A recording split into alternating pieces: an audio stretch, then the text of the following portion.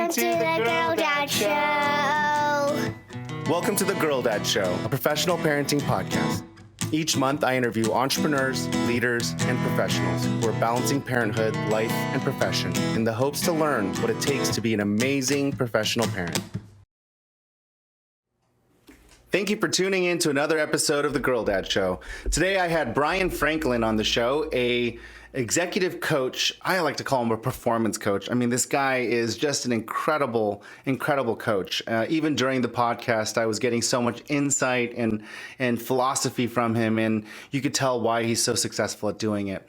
We unpack the evolution of parenting and his thesis on what a good parent should be and what that looks like, you know, looking at the micro and macro of historical context, and just overall had a really great conversation about his childhood and his business and how he is raising his son. I am so excited for you guys to check out this episode. It's a really great one, and this guy is just super smart and super fun and very interesting. So I hope you enjoy the show.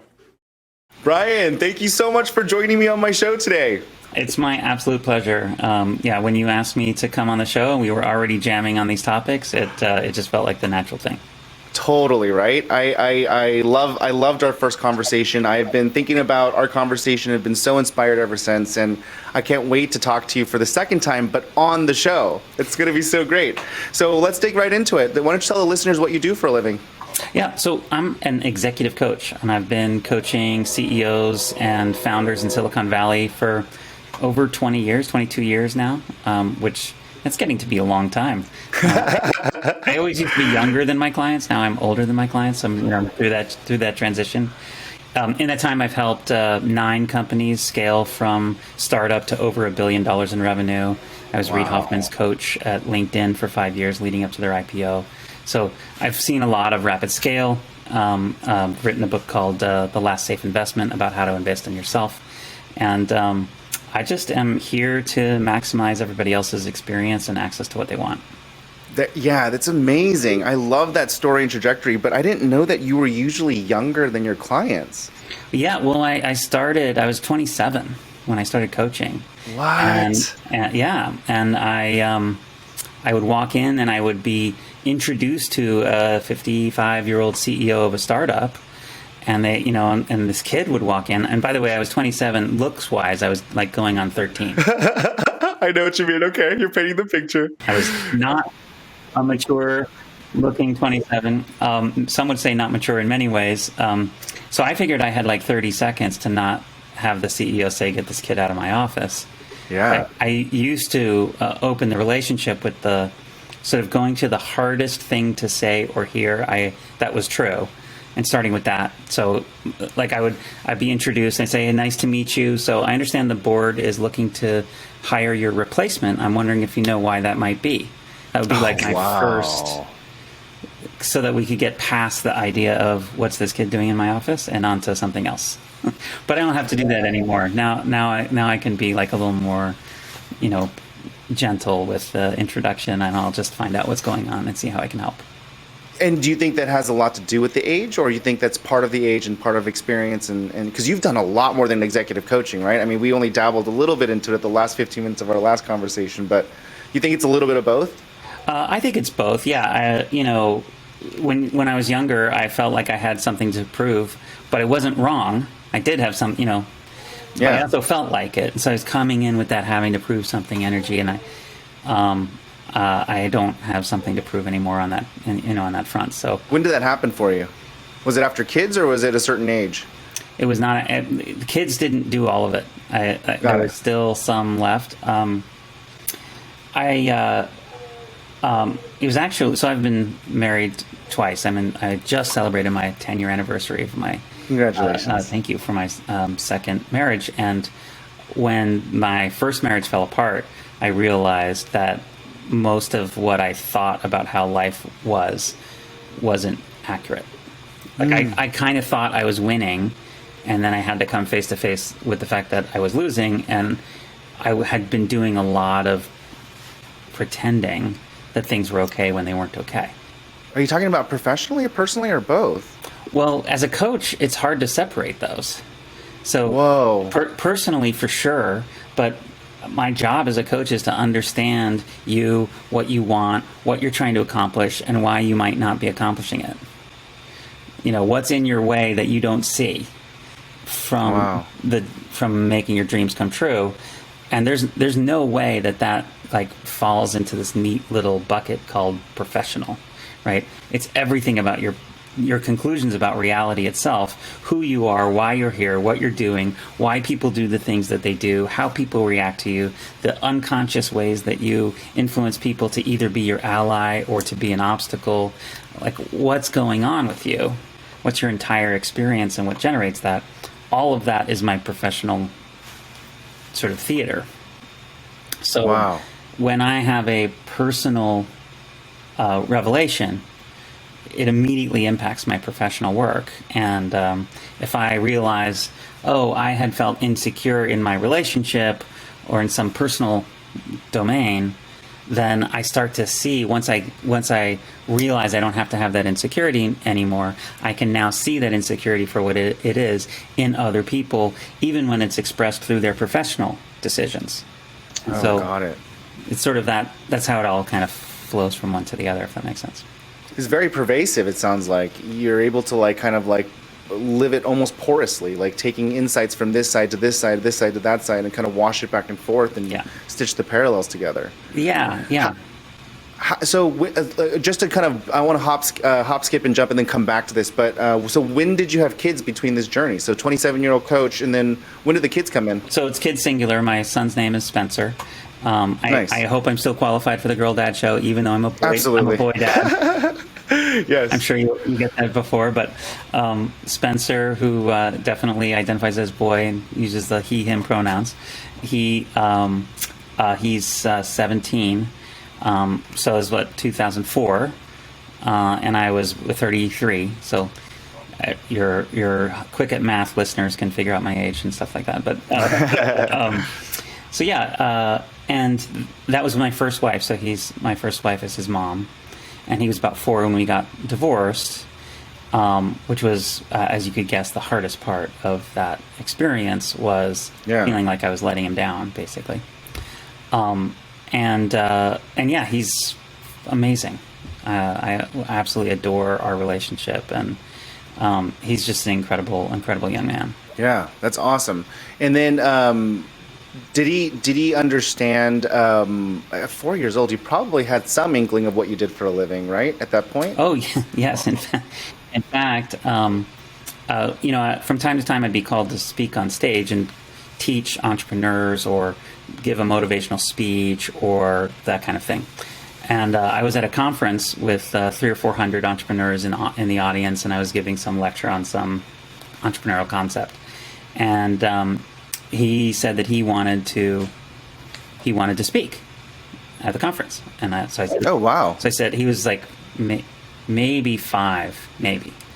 Wow! And I said, "Okay, that sounds great." So I gave him the microphone, and he said, "I have 2 stories to tell you about risk." He's telling to the entrepreneurs, because he had the idea, I guess, maybe he'd heard me say it or whatever, that entrepreneurs and risk go together. So he said, "I have 2 stories that I want to tell you about risk."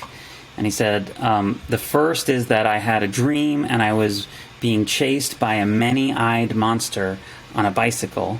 And no matter how fast I ran, I couldn't get away. I was so afraid. And the second story is that I was super afraid on my very first day of kindergarten that I would get to school and that no kids would like me. It's the first time I'd ever heard him say that. I had no idea that he had that fear. Yeah. And he said, and what I want you to know is that what both of these stories have in common is that they aren't real. It's that fear is made up. Because when I got to kindergarten, it was fine. And when I woke up from the dream, it's fine. So if you're feeling fear, it's not real. That was his message. Oh my gosh, that's amazing. Yeah, that's Spencer. So not only does he have an idea, or did have an idea of what I was doing, but I think he kind of started to get the idea of how to do it himself. Yeah. Osmosis. Yeah. Just by total nurture and a little nature, it sounds like. I don't know where it came from. It feels to me, my experience is that it comes from him, not from, it comes from him to me, not from me to him. I experience him just emerging with never having lost his connection to wisdom.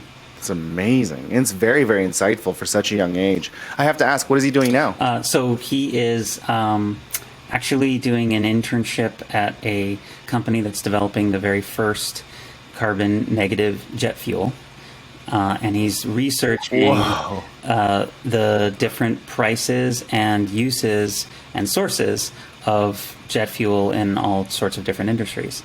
So he's doing a research project as an internship for the company's called 12, this company that's developing this technology. He's very, very into science. Wild. He's very focused on math and science. He'll undoubtedly be studying something like that in physics. I think he said theoretical physics is what he wants to study. Wow. And did he always show an inkling into that? Did he ever show any kind of like inkling for coaching or speaking? He definitely felt like a natural coach, speaker type person to me. But his interests, the more he was keying off of his own interest and not just emulating dad, the more science and math emerged. He always was very curious about how things worked. His attention span for you describing how like ABS brakes work or how the difference between an analog radio and a digital radio. He would listen to you talk for hours, and every time he heard a word that he didn't know what it meant, he'd stop you and ask you what's that word, and then just keep this whole window into understanding of how things work. So I think that has manifested in his interest in math and science. And then how do you feel about him taking this career and kind of going down this technical route, functionally very deep and specific route? Well, you've just hit on a question which gets to the heart of, I think, what might be different about me than a lot of other parents. Yeah. Which is that I've detached my sense of worth or identity from anything that occurs for him. Huh.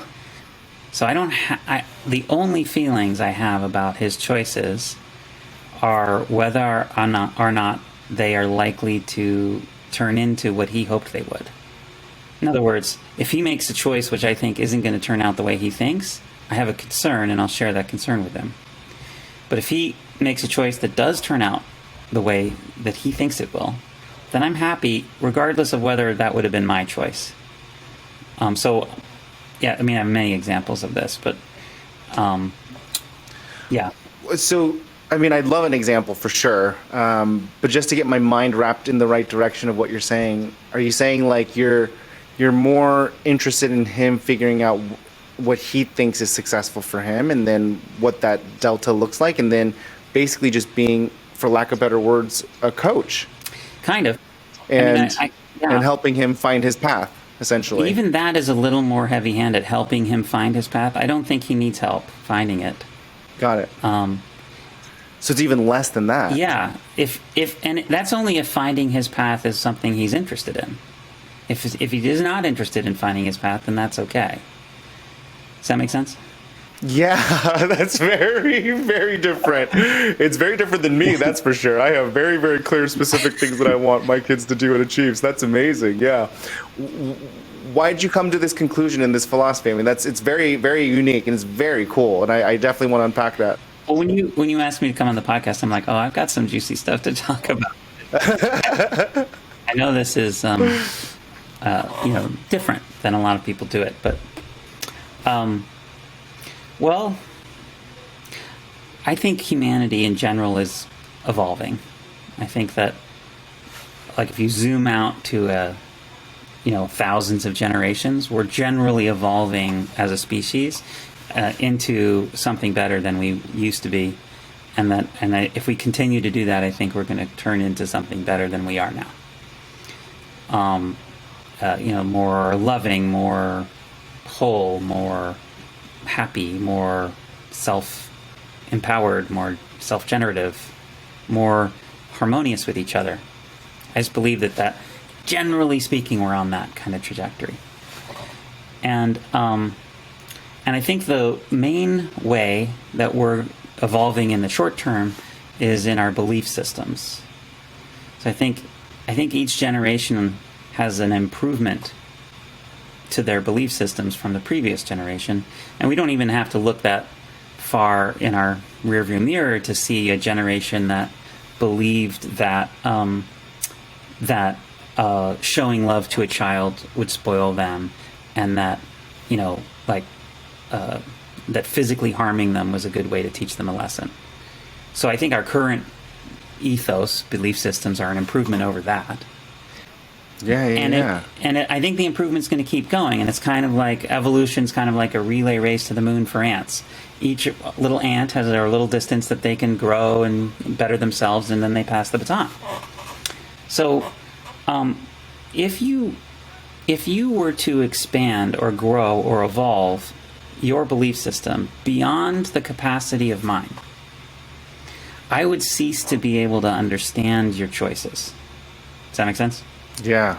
If you have a more evolved belief system than mine, I am not going to be able to model, predict, or anticipate your decisions, because they won't make sense in my more compressed, less structured. Yeah, right? Yeah. Makes sense?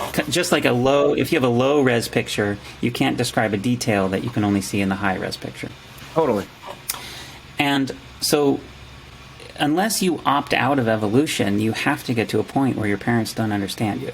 And I'm not sure as a parent when that starts, but I'm ready for it to start at any moment. So if I'm asserting my assessment of what Spencer should and shouldn't do, should or shouldn't like, should or shouldn't want, should or shouldn't accept, I'm actually tugging him backwards on the evolutionary scale towards me, saying, I want you to succeed within my framework, instead of allowing him to evolve his own framework. That's amazing. I love that you went almost like historical macro, then you went macro present, and then you went deeper in, and then you started realizing how that applies to you, and then you're part in something that you might not even understand. Yeah, if I really believe in evolution, how can I tell him that he should do this and not do that? There are it's not that long ago that people would say you shouldn't have a mixed race marriage, that you shouldn't marry outside your religion. These kinds of very limiting views that were based in fear. Yeah. How do I know which of my views are limiting based on fear? They didn't know which ones they're. You know what I mean? To the person with the limiting view, you can't tell the difference. Yeah, and do you think your mind thinks like this because you're constantly talking to entrepreneurs that are pushing the envelope and always kind of breaking frontiers? Do you think that that's where your philosophy and this is very philosophical, you know what I mean? And the concept. I am a very philosophical guy, yeah. But do you think that has a lot to do with the fact that you're just constantly surrounded by frontier people? Well, it's definitely self-fulfilling, because it's either that or I got into the business because this is how I think. I don't really know which. Absolutely, it could be that. Yeah. I'm certainly reinforced. I don't know if you're an accountant, you want to really make sure that you don't make a lot of math errors. Yeah. Right. So maybe you're getting better and better and better at being detail oriented throughout your whole career, so you can handle more and more complex situations without making any errors. Well, in my business, I need to have a more and more clear understanding of who we are and what we're doing here in order to do my work. And I think I chose the work because I like that pursuit. It's pleasurable for me. But that doesn't mean it has to be pleasurable for Spencer. The more he got into science, the less he was interested in, metaphysical or psychological things. And it's just not where his interest lies. His interest lies in understanding, the physics answer to why are we here, not the spiritual answer. And then what about his mom and his stepmom? What do they think about this kind of philosophy and concept? So stepmom and I are totally aligned in lockstep. We kind of co-developed the household philosophy that as long as he's safe when he was very little, I only had a couple rules. You can't kill yourself, harm other people, or damage other people's property without their permission. That's kind of it. If it's not that, it's not a rule. That's crazy. I love it. Okay. That's awesome. Yeah. So simple. And when it's you're great. like 5, I'm going to pretty much use my judgment on those things. But when you're 15, it's going to be definitely more of a collaboration, right? And his biological mom is by nature a lot more interested in having his choices line up with her likes and dislikes. However, she's also very keyed into whether he seems happy and relaxed. And so good. if something's making him happy and relaxed, and she's uncomfortable with it, she will work on getting more comfortable with it because she'll view that as her work. And in that way, we're aligned. That's amazing. So he has the whole ecosystem as well, kind of like supporting this kind of environment. Totally. Does he realize that this is a conscious decision that you've made? Does he realize that, or is Yeah, we definitely talked about it. Does he reference his friends and kind of know the anomalous nature of this situation? I mean, I always get a very detailed gratitude note on Father's Day about the kind of father that I am and why that matters to him. And I remember one where he said, most of all, he would really appreciate that I let him make mistakes so he can learn the consequences. And he feels like he's learned more from making his own mistakes than he could ever learn from being told what to do. And so I think he knows. I think he knows it's unusual. It's amazing.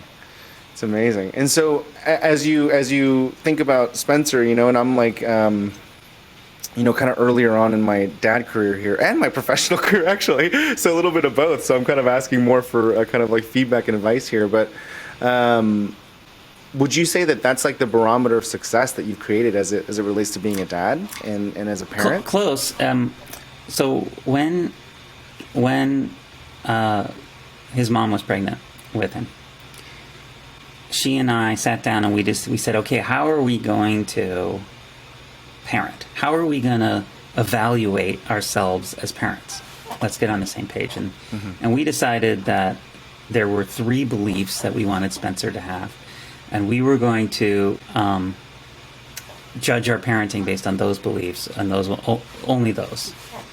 The first is we wanted him to believe that he makes good decisions. The second is that we wanted him to believe that people he doesn't know can't wait to love him. They just have to meet him, and then they'll find out. So if he doesn't know the person, they're a new friend waiting to happen, basically.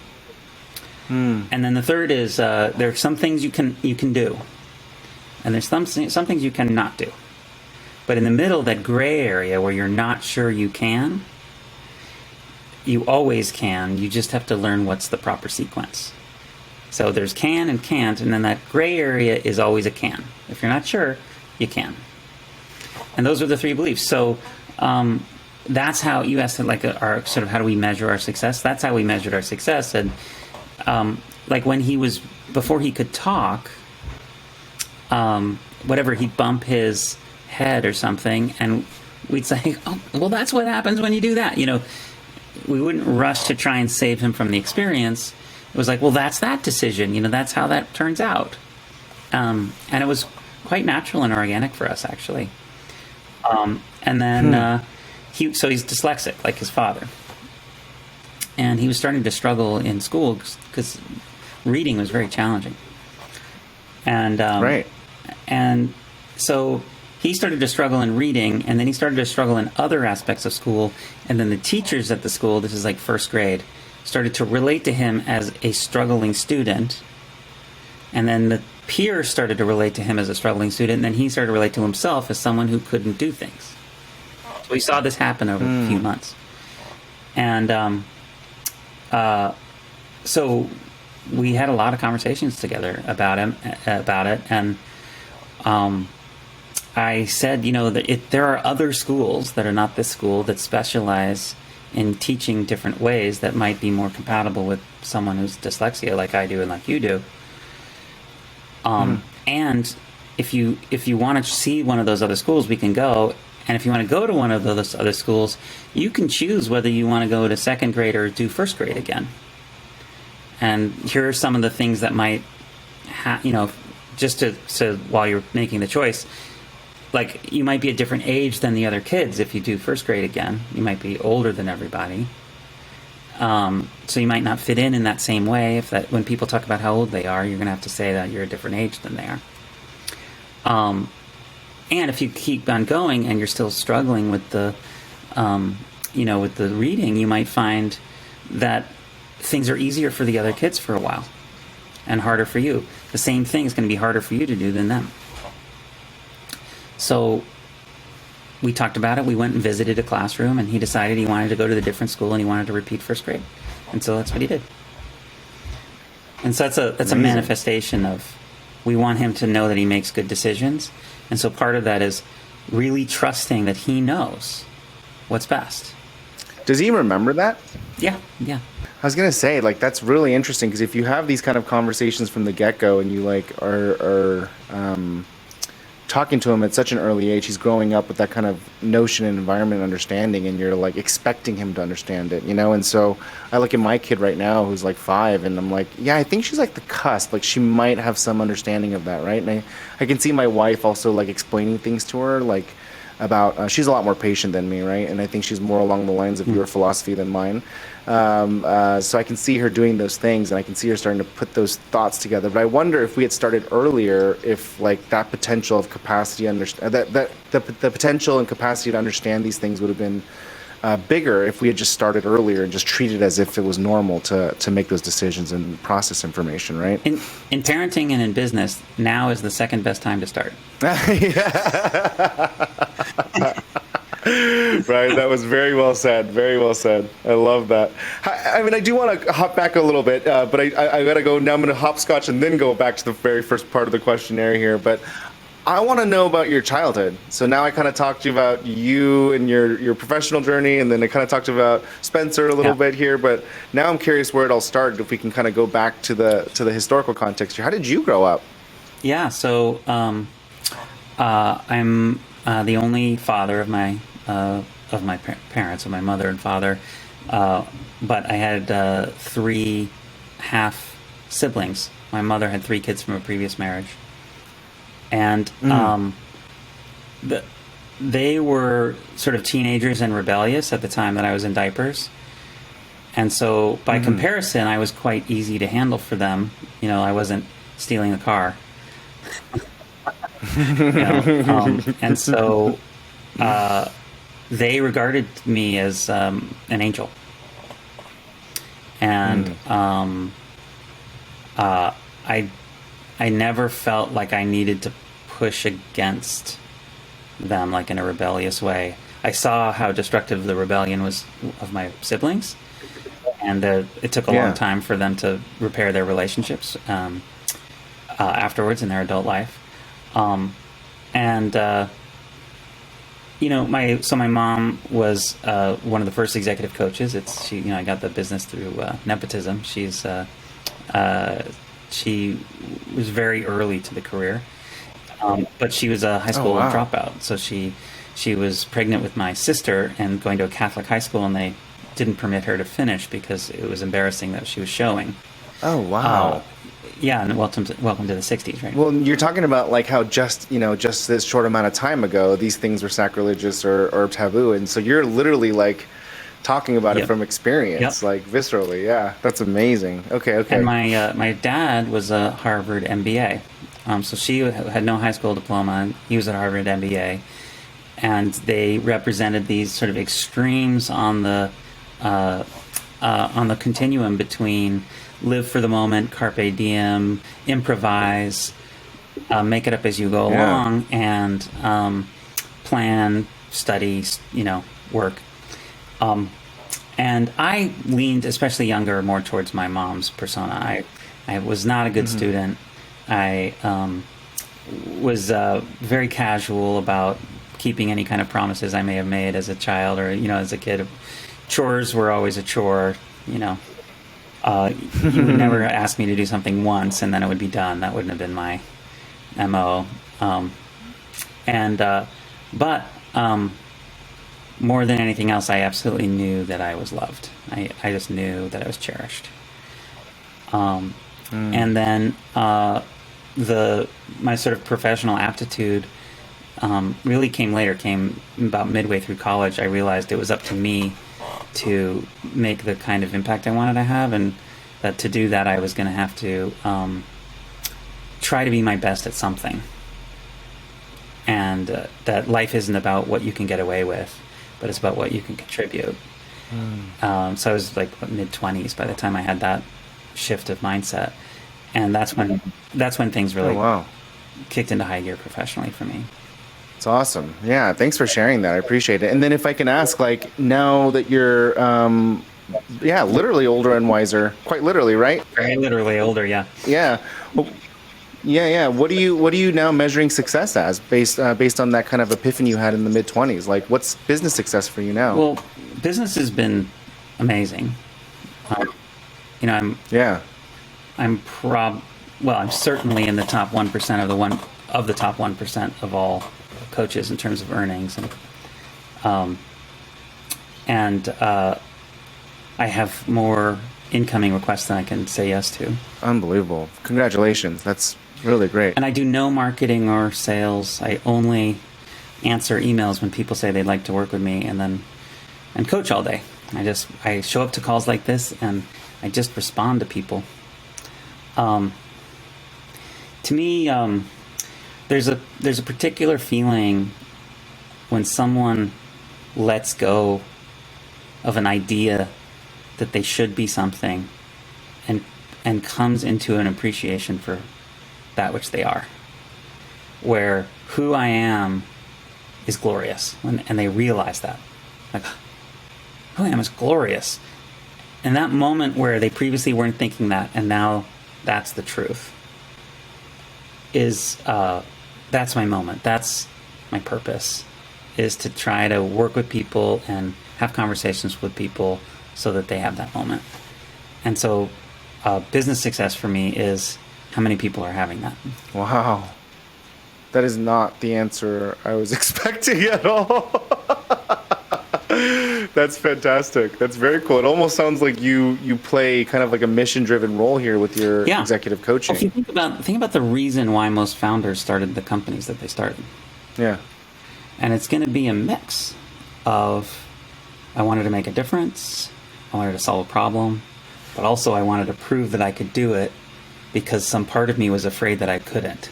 Yeah.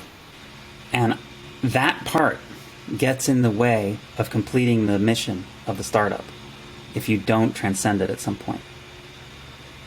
It's because you start to make bad decisions in service to trying to prove that you're the one that can do it. And that has to be removed from the equation at some point. That's so interesting. I know exactly what you're talking about, actually. That hits me so deep in the heart.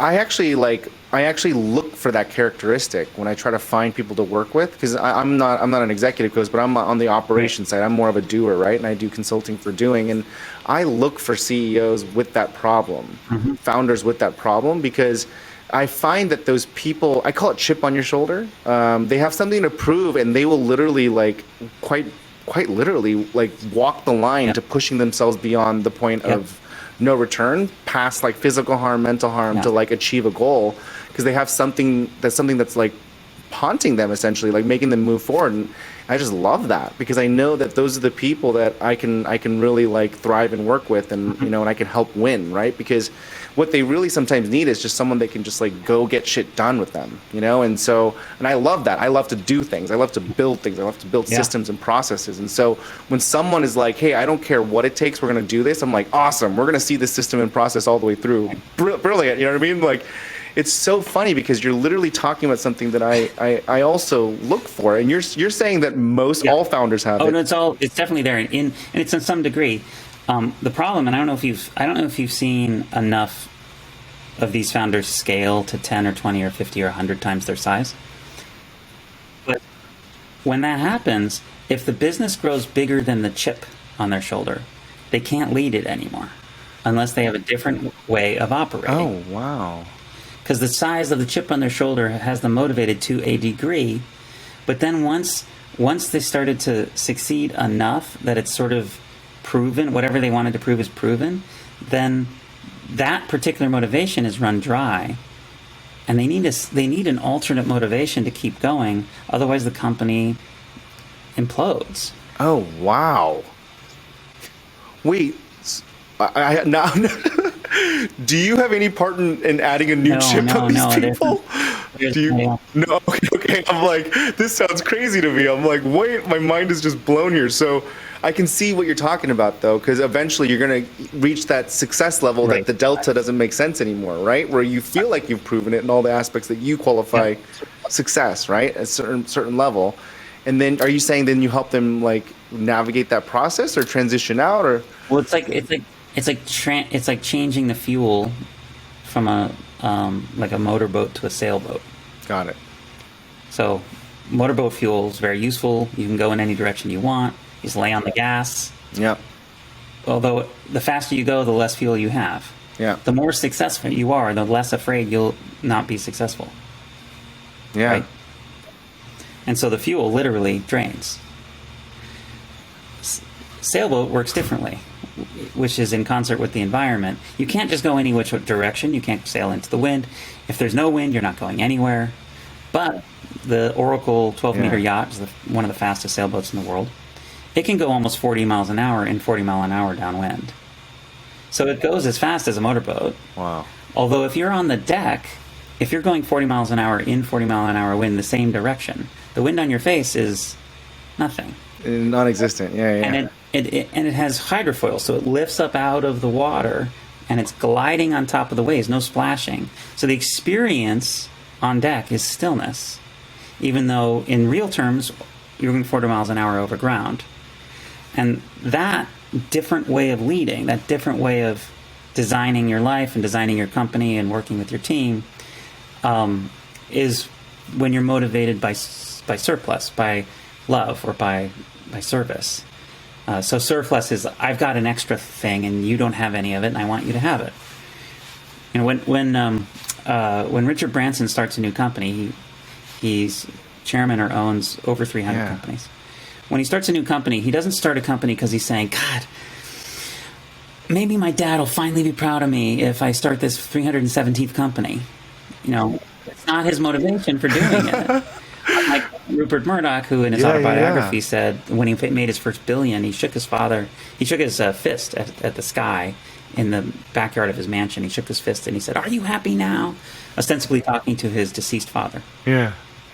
But Richard Branson, he starts a company when he meets someone who he believes is an incredibly gifted leader. And Richard has a surplus of something, a company, an idea, resources, financing, capital, connections. Network, Network, exactly. He has a surplus of that he can give to this person to see them become themselves as the leader of that new company. And that's what motivates Richard to start something new. That's sailboat. It's no chip on Richard's shoulder. Wow. Then so you're just, the fuel is different. It's not replacing. It's literally shifting. Exactly. Oh man, that's awesome. That's what I help people shift. What fuel they use in their in their startups and their careers, so that the companies that they care about won't be limited by the amount of fear they experience. Oh wow. So you said you alluded to the fact that you got into this pretty early on, and you got into it because your mom was doing it. And 27 does sound really young. It does, yeah. If I met a 27-year-old who was going to coach me, I would have some words for sure. So then how does that, did you start at 27 or did you get into stride at 20? You started at 27. And that was day one at 27 years old. And did you get your, you said through osmosis and some from your mom's help and things like that, but was that a training or what did that look like? I mean, so she handed me a client. So I my first business was in Hollywood. I was doing post-production, sound and picture editing and stuff for movies and TV. And that's what I did in college. Mm-hmm. And then I started a little business doing it. And I sold the business in 2000, and then I was trying to decide what I wanted to do next, and my mom said, "Why don't you coach with me?" And I said, "Mom, I don't want to fly home and live with mommy and sing Kumbaya for a living. No way." Well, just try it. Just try it. I've got one client. You should talk to her. Yeah. And so she basically handed me a client, just introduced me to one. And then she invited me to participate in her coaching sessions. So I physically sat in the room while she coached these executives. And for many months, I just wrote down every word she said. And I was from the film business, so I wrote down the time code that she said it too. I was like, here's what she said, and this is the time. And then I started to see patterns. I'm like, oh, okay, I see this pattern. I see this pattern. So after a few months of shadowing, really a phenomenal coach, one of the innovators in the industry, happened to be my mom. So grateful. I found that I could do it. Wow, that's an amazing story. And then obviously you've honed that craft pretty well, because you're obviously incredibly successful, and that has led you to coaching some of the most prolific entrepreneurs that we know of today, right? Yeah, that's amazing. I mean, I have a million questions about that too, but I'll definitely just save that for the podcast when I start a business podcast. But I feel satiated right now with the amount of information that I have. Yeah, it's very great. Let me switch gears to just be mindful of your time, and I just like to ask the same questions, the same questions to every guest. So there's some sort of like similarity to each episode. So I'm going to jump into those rapid fire ones. Okay. Okay. What advice do you have for other parents and soon-to-be parents? That parenting is not the relationship with the child. The relationship with the child is your reward for parenting. The parenting happens by modeling who you are when you're at your best in front of them. So do your best to expose your most difficult dilemmas to the children as early as possible. Do your best to expose them to when you fight, to when you restore, to when you cry, to when you have no idea what to do, because that is what is going to actually teach them what they need to know. That's amazing. I would never have ever thought to do that. That is amazing. Very, very cool feedback and advice. That's incredible. It was advice, but I took it as feedback because I felt like you were just talking right into my heart there. Oh, man. Well, I still have a lot of fondness for you, so if you feel it in your heart, that doesn't surprise me. That's awesome. Let me go to the next one.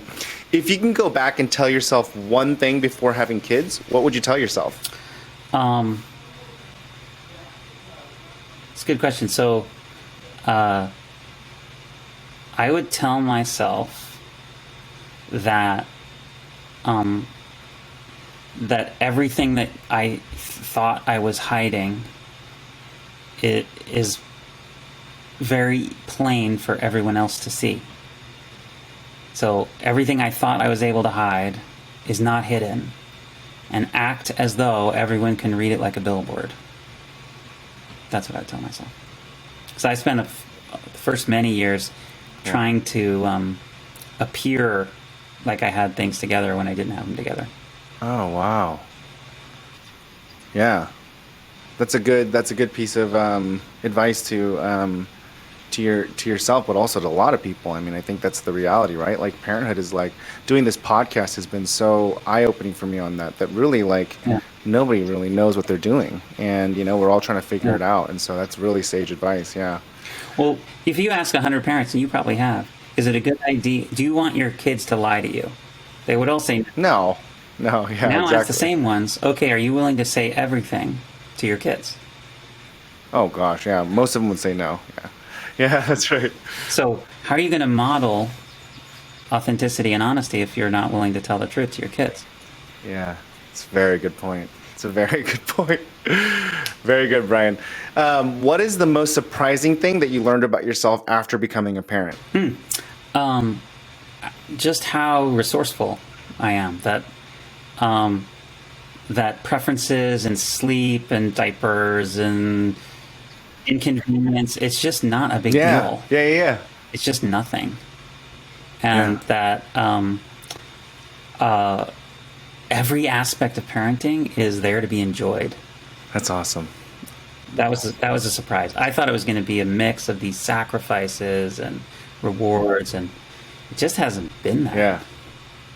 it's just been awesome. Yeah, that's wild. Yeah. Yeah, I have to agree with that. Yeah, I mean, yeah, you do have to like kind of remind yourself to remember that it's all awesome, but it is very fun all the time. Yeah. Like if you're in a really strenuous workout, it's not like there aren't sensations going on. And sometimes there can be, but Yeah. it's not like suffering. Otherwise, why are you doing it? Yeah. Anyway, it doesn't have to be. It doesn't have to be. You're right. I definitely want you to repeat your book because I want the listeners to go buy a copy and have reference to it. But if it's different than your book, the question is what's your favorite? What's your all-time favorite business book? Oh, well, so I will say the name of my book, The Last Safe Investment, which is more of a personal life planning finance book. Basically, don't invest in things outside your control. If you invest in yourself instead of the stock market, your returns are going to be much, much greater. And it tells you how to do that. But I think my all-time favorite business book is Good to Great, Jim Collins. Oh, wow. Yeah, Collins, yeah. And one of the things I love about it so much is that he did the research before he made the conclusions. Oh, got it. And almost every other business book, some guy had a smart, or gal, had a smart idea, and then they went to do research to validate it. And Jim and his whole team, it's a whole collaboration of people. They did it the opposite way, where they just interviewed the good companies and the great companies and looked for what the contrasts were. And what came out of those interviews is the content of the book, and it's surprising and it's powerful. Yeah, that's a really good point. I love that book as well, but I never thought about it in that light, Yeah. the authenticity of the content because of that. That's a really good point. Now you're making me want to go read that book. I'm also going to read your book as well too, but yes. Okay, last question to bring us home here. Oh, by the way, my book is the exact opposite. It was just me thinking of a lot of smart ideas, then looking for the research to validate it. Exactly what I did. I think you'll still like it, but that's one of the, it does not have the scientific rigor that Jim does. I appreciate the transparency, and I appreciate you calling that out. Yes, thank you. So last question to bring us home. When you're not being an awesome, dad that's philosophical and evolving, or a super coach, helping the next generation of startups and entrepreneurs succeed, what do you do for fun? What's your downtime stuff? So many things. So I'm a very serious electronic music producer and DJ. No freaking way. Oh, yeah. That's awesome. For example, I'm putting together a party at Burning Man, which will have 4,000 or 5,000 people at it. I'll be headlining. It's an epic EDM all-night extravaganza at Burning Man. My wife runs the Burning Man Camp Mystic. I'm also a improvisational pianist. I play every day, and I'm working on a piano album for this year. And I'm a dedicated sailor. So Whoa. I've spent 60 or 70 weeks out on the open water on sailboats as a captain. So we'll often go as like a vacation where we'll rent a boat. It's called a bare boat because there's no crew. It's just you and the boat, and we'll go and cruise around in whether it's Tonga or the British Virgin Islands or whatever. And so those are just a few things that really capture my attention. Oh my gosh, that's so unexpected. That's amazing. Holy cow. Are you just picking up hobbies like this? Are you just an avid learner? Are you like voracious for new knowledge? Where's this stuff coming from? Well, music's always been a big part of my soul and a big part of who I am. I'm an artist. And so that's that. But I think you should do everything that excites you. And if there's something that you're attracted to as an idea, or like I always wanted to play drums. So, my wife bought me a drum set, and then I started playing drums every day. You know what I mean? Like, if you want it, you do it. And yeah. I think there's a lesson or a nugget or an experience available through that pursuit that's crucial to the makeup of who you are, that you only get to have if you allow yourself to express it. I think your desires are sacred, and you should follow them.